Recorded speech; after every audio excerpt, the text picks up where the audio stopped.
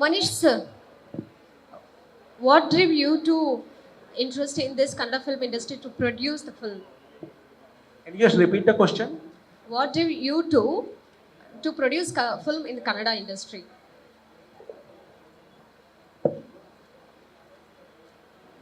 See, first of all, I like him as a person, a good human being. And second thing is, this is one industry which can grow, it can go pan India. The movie has the potential to go across India. And I always loved challenges. So all these things put together, I took a call to produce it. And why only Dhruva sir for this film? Have you thought any of the thing? Why Dhruva sir as a hero for this film? Do you have any of the thoughts? He's a superstar. And let me tell you one thing. Today we talk of Allu Arjun, Allu Arjun, Allu Arjun. It was me who released Pushpa 1 in Hindi against all odds and made that movie collect 140 crores in Hindi language, part 1. And then part 2 rewrote history by being the highest collecting movie in the Hindi language. Take my word today, we are crossing 200 crores with this movie in Hindi language. Hope you've seen Coolie film and Rachitram, the scene or the dialogues or the acting of hers. Do you have any opinion of the Kannada actress? Yeah. I did not understand your question. It's echoing. She is one of the finest actresses from the Kannada cinema, where the Kannada cinema has produced her. And as we always say, she's a lady superstar. And so we have an Indian superstar and a Kannada superstar, lady superstar coming together. So what the movie is going to be? A blockbuster? Sir, do you have margin to produce? Do you have any of the margin, fixed budget?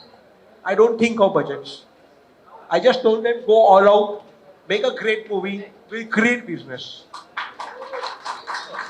I have never looked at budgets and made movies. Today also if you look at Kanchana 4 I'm producing, it is 4 times the cost of the previous Kanchana. But cinema knows no language. Cinema, we can cut across languages and release the movies across the language of India. So let's believe in our content, let's go out and create great content. Thank you. Rachita madam, ನಿಮ್ಮ character glamorous ಆಗಿರುತ್ತಾ ಅಥವಾ ಇದು ಕೂಡ under play ಆಗಿರುತ್ತಾ ಅಂತ? ಇಲ್ಲ, glamorous ಇರಲ್ಲ. ಯಾಕಂದ್ರೆ back to back ಈ ಕೂಲಿ ನೋಡ್ದಿ, ಈಗ ಬರ್ತಿರೋ ಸೀರೀಸ್ ಎಲ್ಲ ಅಂಡರ್ ಪ್ಲೇ ಇದೆ. ಮೇಕಪ್ ಹಾಕಕ್ಕೆ ಬಿಡ್ತಿಲ್ಲ ಇಲ್ಲಿ. ಅದಕ್ಕೆ ಅಂಡರ್ ಪ್ಲೇ ಕಂಟಿನ್ಯೂಸ್ ಆಗಿ ಒಪ್ಕೊಳ್ತಿರೋದ್ ಕಾರಣ ಅಂದ್ರೆ ಪಾತ್ರಕ್ಕೋಸ್ಕರನ ಹೇಗೆ ಅಂತ?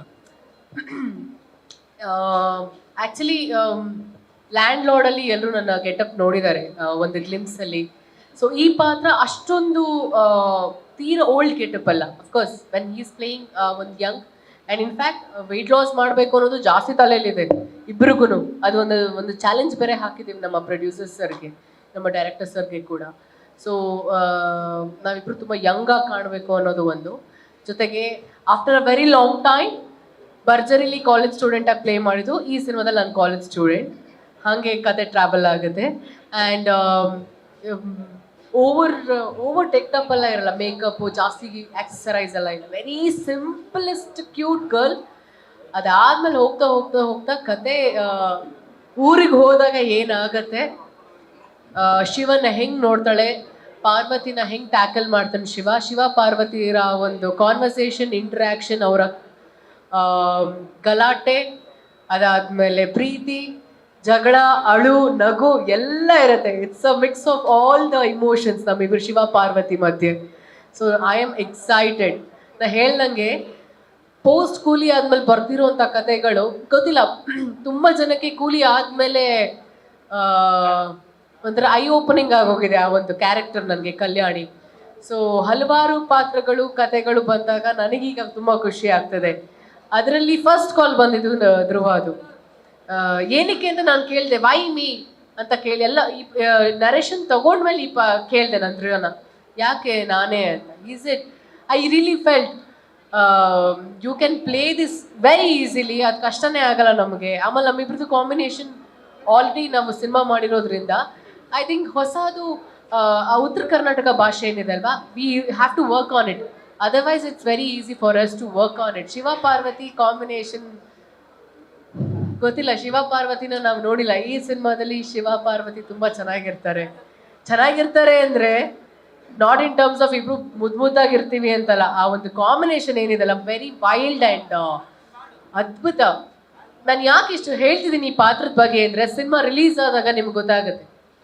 ಏನೋ ಹೇಳ್ಬಿಟ್ಟು ಇಲ್ಲ 8 ವರ್ಷ ಆದಮೇಲೆ ನಾನು ಧ್ರುವ ಜೊತೆ ಮಾಡ್ತಿದ್ದೀನಿ ಆ ಎಕ್ಸೈಟ್ಮೆಂಟ್ ಅಂತ ಅಲ್ಲ, ಆ ಎಕ್ಸೈಟ್ಮೆಂಟ್ ಜೊತೆಗೆ ಪಾತ್ರದಲ್ಲಿ ಇರೋಂಥ ಒಂದು ತಾಕತ್. ನನಗೆ ಪಾರ್ವತಿ ಅನ್ನೋ ಕ್ಯಾರೆಕ್ಟರ್, ನಾ ಅವ್ರಿಗೆ ಹೇಳಿದೆ, ಒಬ್ಬ ಸತ್ಯ ನೀವು ಯಾರ ಹತ್ರನೂ ಹೋಗ್ತೇನೆ, ನನ್ನ ಹತ್ರ ಬಂದಿದೆಯಲ್ಲ ಕತೆ ಅಂತ ಹೇಳಿದೆ. So very happy. ನಾನು ಭಗವಂತಂಗೆ ಎಷ್ಟು ಥ್ಯಾಂಕ್ಸ್ ಹೇಳಿದ್ರು ಸಾಲದು, ಪಾರ್ವತಿ ಅನ್ನೋ ಪಾತ್ರ ನಾನು ಮಾಡ್ತಿರೋದು. ಚಂದನ್ ಶೆಟ್ಟಿ ಅವರು ನಾಯಕಿಯವರಿಗೆ ಒಂದು ಮಾತು ಹೇಳಬೇಕು ಅನ್ನಿಸ್ತಾ ಇದೆ. ನಾಯಕಿಯವರಿಗೆ ನೀವು ಹೇಳಿದ್ರಿ ನನ್ನ ಪಾತ್ರಕ್ಕೆ ಮೇಕಪ್ ಇಲ್ಲ ಅಂತ. You are born glamour, you don't need makeup at all, you are born glamour. God bless you.